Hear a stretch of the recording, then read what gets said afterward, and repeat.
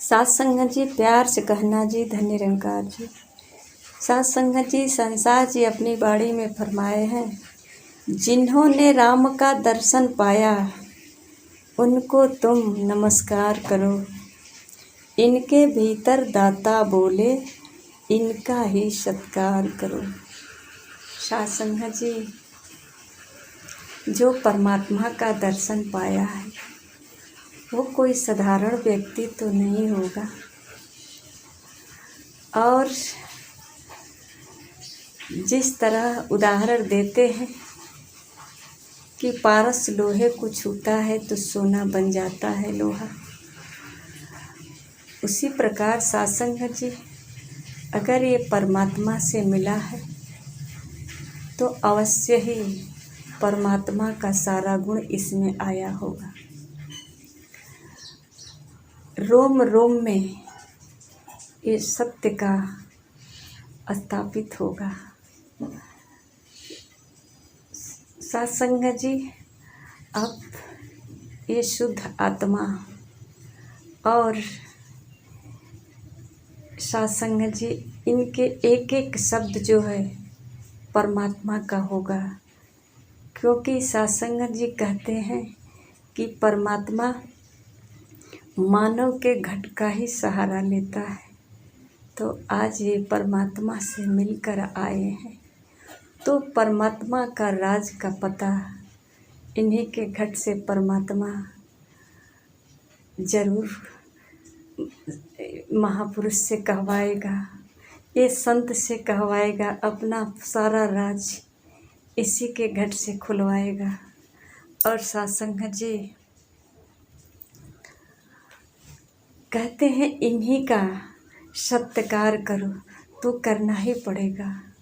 आज परमात्मा इनके घट में विराजमान है, इनके रोम रोम में।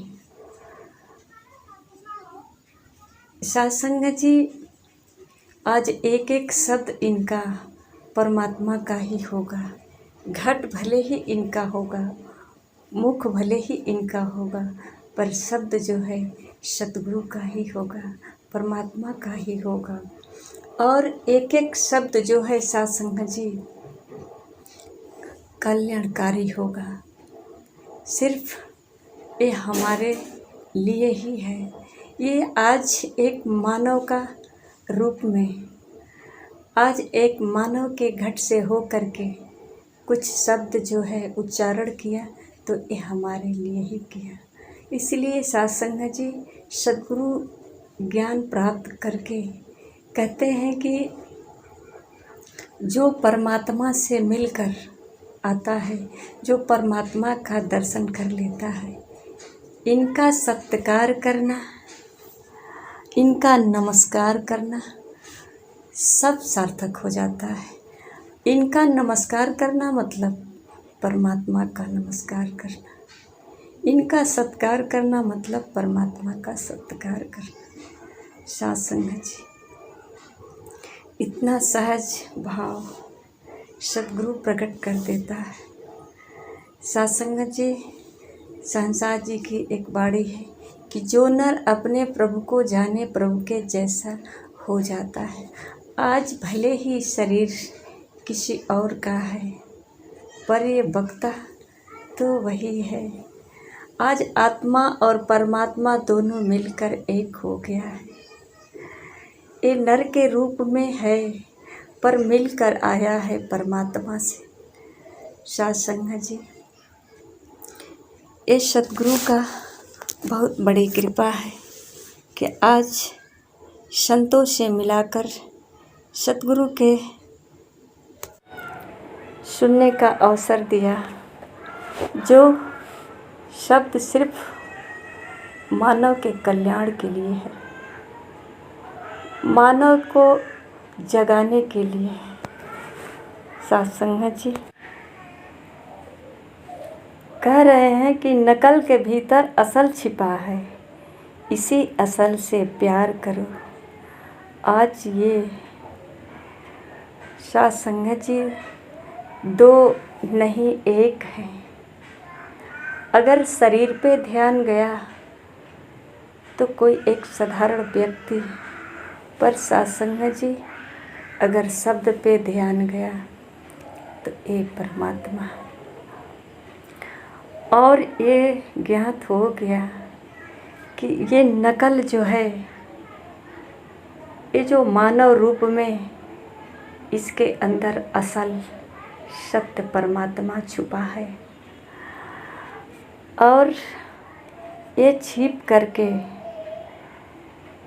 ये जो शब्द बोल रहे हैं हमारे लिए ही बोल रहे हैं। तो कहते हैं कि नकल के भीतर असल छिपा है, इसी से प्यार करो। तो जो इसके अंदर छिपा है हम इससे प्यार करें और एक एक शब्द को अपने जीवन में कर्मों के द्वारा उतारें। आज ये हमारे लिए एक बहुत बड़ा शुभ अवसर है। सत्संग जी कहते हैं कि इस जीवन के ध्येय को जानो, जीवन न बेकार करो। अब एक सेकंड भी, पल, एक सांस भी जाया ना करो। ये परमात्मा प्रकट हो गया है एक मानव शरीर में, जिसे हम सत्संग जी साधारण तरीके से देखते हैं, समझते हैं, और इसी कारण सत्संग जी हमारा सारा समय व्यर्थ गया। ये हमारा भक्ति भजन सब निरर्थक गया। आज सतगुरु ने ये अपनी नज़र यानी दिव्य दृष्टि दे करके समझाया कि जो परमात्मा से मिलकर आता है, जो सत्संग जी परमात्मा का गुणगान कर रहा है, परमात्मा का रहस्य खोल रहा है, ये कोई साधारण नहीं है, ये स्वयं परमात्मा ही है। इससे प्यार करो, सत्कार करो।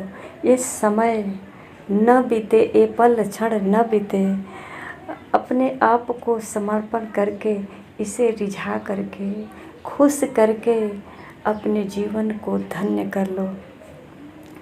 सत्संग जी कहते हैं जो ईश्वर को देख के माने, उस पर बलि बलि जाऊं मैं। ये सतगुरु कह रहे हैं कि जो ईश्वर को देख करके सब में परमात्मा को मानता है, उसको ये जो है सत्संग जी बार बार धन्यवाद देते हैं।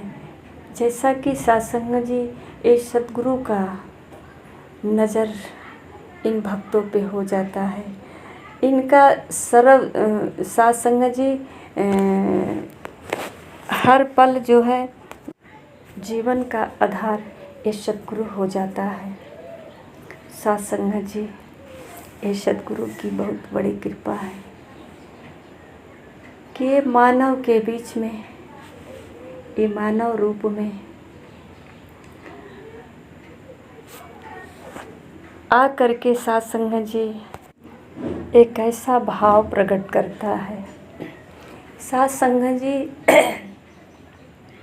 मानव शरीर वही है, नाक नक्शा सब वही होता है, पर इसके अंदर ऐसा एक भाव प्रकट होता है जो सत्संग जी कहते हैं कि प्रभु नहीं मस्जिद मंदिर में, जंगल में नहीं इसका वास, प्रभु नहीं मिलता बैठे अकेले, या तनका कर सत्यानाश। सत्संग जी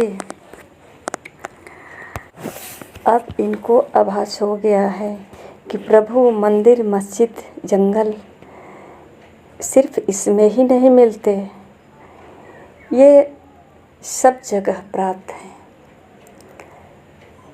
चाहे मंदिर हो, मस्जिद हो, जंगल हो, घर परिवार जहाँ भी है, कहते हैं प्रभु है मेरे अंग संग रहता, मैं इस भीतर वास करूं, इसी में खाऊं, इसी में पहनूं, इसमें हास विलास करूं। ऐसा एहसास, ऐसा भाव प्रकट हो जाता है जो सत्संग जी परिवार में रह कर के भी, ऑफिस में रह कर के, चाहे वो गृहस्थी जीवन कहीं भी रहे, हर समय, हर क्षण, हर सांस में, हर कण कण में परमात्मा को एहसास करके अपना जीवन व्यतीत करता है। साथ संगत जी, अब ये समझ आ गई कि परमात्मा नकल के भीतर छिपा है। जैसे कि एक मेहंदी की पत्ती हरी होती है, दिखने में तो हरी है, पर इसके अंदर लाली छुपी होती है। उसी प्रकार साथ संगत जी, आज सतगुरु ने ये बताया, सिर्फ बताया ही नहीं साथ संगत जी, दर्शाया कि इस प्राकृतिक ये सृष्टि में ये जो नकल जो दिख रहा है, ये पूरे संसार जो खड़ा दिख रहा है, ये सब नश्वर है और इसी के आड़ में ये असल परमात्मा है। जैसा कि साथ संगत जी, मेहंदी का पत्ता जब घिस जाता है तो साथ संगत जी उसमें से लाली प्रकट हो जाती है। उसी प्रकार साथ संगत जी, ये परमात्मा सब में है, पर साथ संगत जी जो सतगुरु के चरणों में अपना अहम भाव खो देता है, मतलब मैं हूँ, या साथ संगत जी कर्ता का भाव, अपना मानव जीवन, ये जो भाव प्रकट है कि मैं शरीर हूँ, ऐसा सब जो है साथ संगत जी भाव जब ख़त्म हो जाता है, एक भाव प्रकट होता है सिर्फ तू का। क्योंकि सब में, स्वयं में भी ये साथ संगत जी, ये पूरे सृष्टि में एक तरफ अपने को भी देखता है। साथ संगत जी, जब ये सतगुरु परमात्मा को दर्शाता है पूरे सृष्टि में, तो सृष्टि में ये स्वयं को भी पाता है और देखता है परमात्मा सब में है। तो साथ संगत जी, ये सब में परमात्मा को देख करके सबका नमस्कार करता है, सब तरह से नमस्कार करता है। और साथ संगत जी, इसके अंदर अब मैं हूँ ऐसा भाव नहीं रहता है, क्योंकि अब तो सब जगह तू ही दिखता है और सिर्फ अब तू का ही भाव प्रकट हो। इसका जुड़ाव हर समय सद्गुरु से हो जाता है, परम पिता परमात्मा से हो जाता है। अब ये साधारण नहीं रह जाता, इसके रोम रोम में कहते हैं अब जो है परमात्मा का गुण भर जाता है। परमात्मा समझो परमात्मा ही है। अब इन्हीं के माध्यम से हम परमात्मा का आशीर्वाद प्राप्त कर सकते हैं, इन्हीं के माध्यम से परमात्मा का सेवा कर सकते हैं, परमात्मा का स्मरण कर सकते हैं। साथ संगत जी, ये सद्गुरु जो है अपनी नज़र दिया, यानी दिव्य दृष्टि दिया साथ संगत जी, और पूरे सृष्टि में परमात्मा का एहसास कराया। परमात्मा को सब जगह मौजूदा देख करके साथ संगत जी सब जगह मौजूदा पाया, और मैं का जो भाव था वो ख़त्म हुआ, अब सिर्फ तू का भाव हुआ। तो साथ संगत जी कहते हैं, नतमस्तक हो मीठा बोलो, सतगुरु यही सिखाता है, पल पल सोच भलाई सबकी, सतगुरु यही पढ़ाता है। अब साथ संगत जी, इसका जो है पढ़ाई केवल परोपकार और भलाई पर यही सिखाया जा रहा है, और मीठी बाणी बोलने के लिए सिखाया जाता है।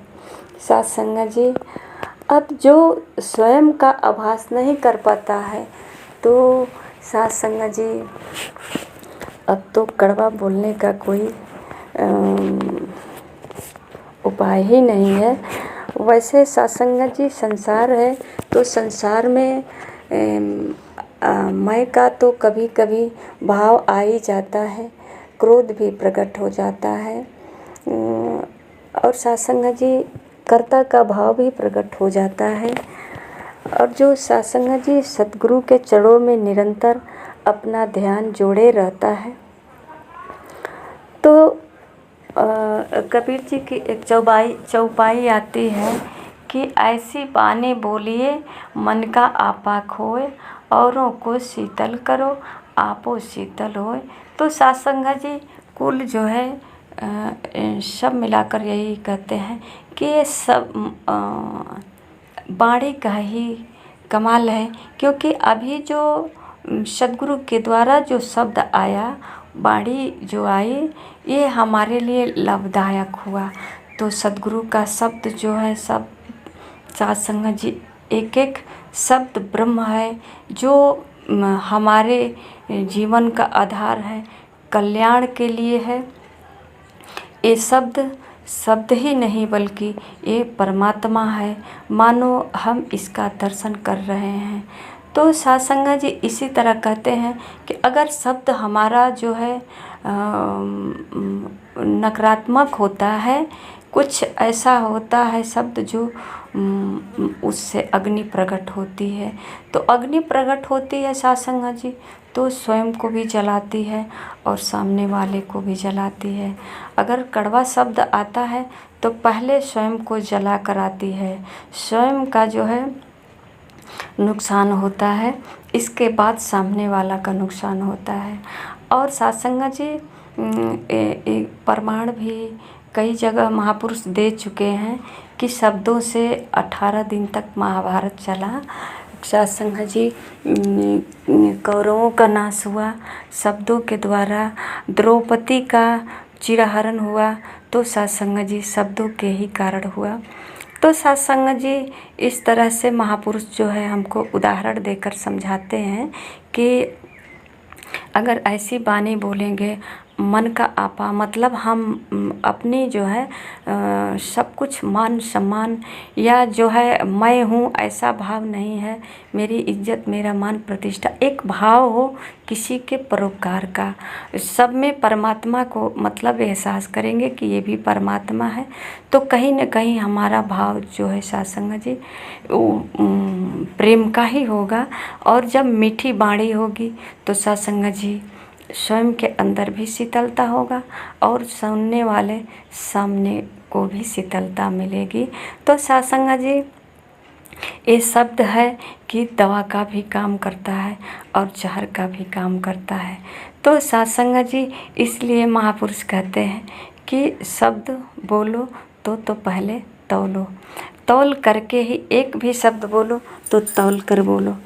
सत्संगत जी अगर कोई दवा का नाम भी डॉक्टर बताता है तो शब्दों में ही बताता है, अपने पेशेंट को समझाता है तो शब्दों लफ्ज़ों में ही समझाता है, और जो उसका शब्द आता है मुखारबिंद से उसका हम पालन करते हैं तो वो हमारे लिए सत्संगत जी मतलब हमारी बीमारी को कंट्रोल करता है। सत्संगत जी कहते हैं कि डॉक्टर जो भी परहेज के लिए कहता है उसको हमको मानना पड़ता है, और कुछ हमारे परहेज होता है, कुछ डॉक्टर की दवा होती है, दोनों मिलकर के बीमारी को धीरे धीरे ख़त्म कर देते हैं। अगर सत्संगत जी डॉक्टर दवा पर दवा चलाता रहा और हमारे तरफ परहेज न हो तो सत्संगत जी कभी बीमारी ख़त्म नहीं हो पाएगी। सत्संगत जी इसी प्रकार जो है संत महापुरुष समझाते हैं कि जो हमारे अंदर मन की बीमारी है, इस संसार में चाहत है, वो सारी वासनाएं हैं, कुछ धन प्राप्त करने का लोभ लालच मोह अहंकार, इन सब बीमारियों से ग्रसित इंसान बहुत तरीके से पीड़ित होता है। जैसा कि संत महापुरुष कहते हैं कि कोई तन दुखी, कोई मन दुखी, कोई धन बिना रहत उदास, थोड़ा थोड़ा सब दुखी, सुखी राम का दास। तो सासंग जी यहाँ सुखी उसी को ठहराए हैं जो परमात्मा से दर्शन करके आया है, जो सतगुरु का शब्दों का जो है सासंग जी आधार बनाया और सतगुरु के चरणों में अपने आप को समर्पण किया, तो इसके अंदर से लाली प्रकट हुई, यानी कि परमात्मा का आभास हुआ। और सासंग जी इसके अंदर वो गुण प्रकट हुआ, नम्रता, परोपकार, सहनशीलता, इस तरह का गुण जो है प्रकट हुआ। दया करने, सबके लिए भलाई करने की भावना जागी। तो सासंग जी धीरे धीरे ये जो है मन की बीमारी, संसार का चाहत का जो लगी है, इससे तृप्ति नहीं मिलती है। ये मन जो है एक एक जो है चाहत हमेशा बना कर बैठा रहता है। तो सासंग जी जब हम सतगुरु के चरणों में आ जाते हैं तो इन सब का जैसे परहेज कहें या सासंग जी, उसको हम जब धारण करते हैं अपने सतगुरु के वचन को, तो ये धीरे धीरे छूट जाता है, सब दूर हो जाता है। सिर्फ जो है हमारे सतगुरु का सिखलाई हमारे जीवन में भर जाता है। और सासंग जी ये मानव जीवन जो मिला है इसी के लिए मिला है। पर सासंग जी जब तक गुरु नहीं मिलता है इस बात की जानकारी भी नहीं होती है कि ये जीवन क्यों मिला है, मानव जीवन इसे क्यों कहा गया है कि ये सर्वश्रेष्ठ है।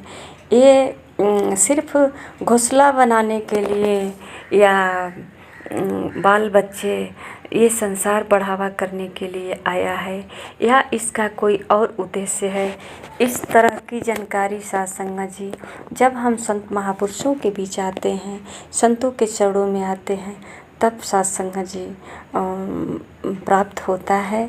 और संतों महापुरुषों से जानकारी करके ही सासंग जी हम अपने मानव जीवन को सार्थक करते हैं। और सासंग जी कहते हैं कि सिर्फ अपने ही मानव जीवन को नहीं, अब सासंग जी ये जो है बीड़ा उठा लेते हैं और जो है सत्यकार, परोपकार का भावना, सबके कल्याण का भावना भर जाता है। और सासंग जी ये सेवा के एक भाव लेकर के सब में जहाँ भी रहता है, जैसा कि संसार जी कहते हैं कि पल पल गुरु सहायक होता, जो सतगुरु का धरता ध्यान, कहे अवतार की ऐसा सेवक, जग का करता है कल्याण। अब सासंग जी एक कल्याण के मार्ग पे उतर जाता है, अपने सतगुरु का स्मरण करके, सतगुरु का ध्यान लेकर के। सासंग जी ये समझ गया, रहस्य को जान गया कि ये संसार जो है दुख का कारण भी है और सुख का कारण भी है। केवल हमारा भाव ही सासंग जी भाव में ही अंतर है, और वो भाव केवल सतगुरु के द्वार पर ही प्रकट होगा, सतगुरु के पास आने पर ही प्रकट होगा। तो सासंग जी सबको यही बताने के लिए ये बीड़ा उठाता है कि आओ सतगुरु के चरणों में, आओ रब का दर्शन कर लो। ये सासंग जी ये अपने जो है जैसे सतगुरु का दर्शन पाया, सुख आनंद महसूस कर पाया, सासंग जी चाहते हैं कि सबको जो है यही आनंद सबको मिले। और सासंग जी इनका कार्य भी यही रह जाता है, सबके परोपकार के लिए। जैसा कि कहते हैं ना, तरवर सरवर संत जन, चौथा बरसे मेघ। तो सासंग जी ये सब परोपकारी होते हैं, दूसरे के लिए होते हैं। अब ये भी सासंग जी दूसरे के लिए ही हो जाते हैं। संत महापुरुष अपने से कहीं ज़्यादा औरों की भलाई को सोचते हैं। इनको पता है कि कष्ट कितना हो रहा है, उन कष्टों से मुक्ति दिलाना चाहते हैं। जो संसार को प्राप्त करके हम सुख हासिल करना चाहते हैं, साध संगत जी, ये संत महापुरुष जानते हैं कि जिसके लिए तू भाग दौड़ कर रहा है इसमें सुख नहीं है। सिर्फ तुम सोच रहा है कि इसमें सुख मिलेगा, पर साध संगत जी तुम्हारे अंदर भाव जो है प्राप्त करने का एक अलग तरीके से है। इसे तुम भोगने की भाव से जो है लूट खसुट कर रहा है, इसको सिर्फ सदुपयोग और साधन के भाव से नहीं कर रहा है। तो साध संगत जी यही संदेश देते हुए अपने जीवन का साध संगत जी अपने जीवन का, अपने कर्तव्य का और अपने सद्गुरु का साध संगत जी व्यक्त करता है। आइए साध संगत जी, हम अपने मानव जीवन में एक बार सद्गुरु के चरणों में आकर के अपने जीवन को धन्य करें। साध संगत जी प्यार से कहना जी, धन्य निरंकार।